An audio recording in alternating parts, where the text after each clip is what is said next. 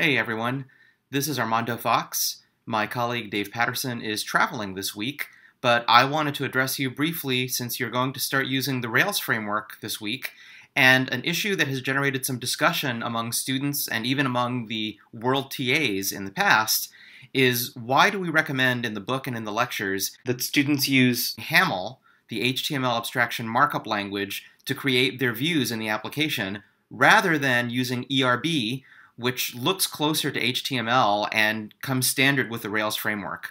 So I wanted to take a minute to explain why we made that choice, and then to reassure you that you are free to make a different choice. We believe in the right tool for the job, and when we put the course materials together, we wanted tools that really exemplify the virtues of being dry and concise. And there's no question that Haml's views come out much more concisely than ERB's because you can get a lot more done with a lot less characters. Now, our view is that it helps you prevent bad habits. In Haml, it's difficult, for example, to create multiple lines of Ruby code within a view, but that's something that we discourage anyway. It's difficult to create inline CSS styles or inline JavaScript in a view, but again, those are practices that are considered deprecated. So we believe that even though you have to learn Haml, it will prevent you from getting into those bad habits.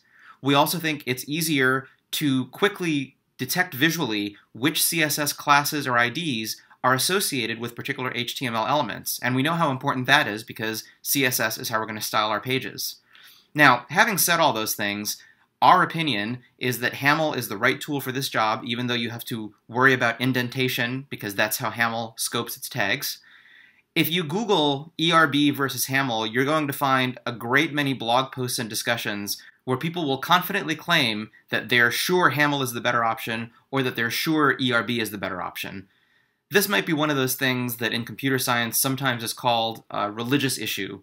So we don't necessarily expect you to agree with all the choices we make, but we wanted to present honest reasons why we made them. We're going to continue using Haml for scaffolding the examples and homeworks in the class, but if you find that the ERB templating system works better for you, you should feel free to use it, because a developer has to be comfortable with the tools she uses. Whatever your reasons may be, choose the right tool for the job. Hopefully that helps you understand our motivation. Good luck and have fun learning Rails this week, and we'll see you next week.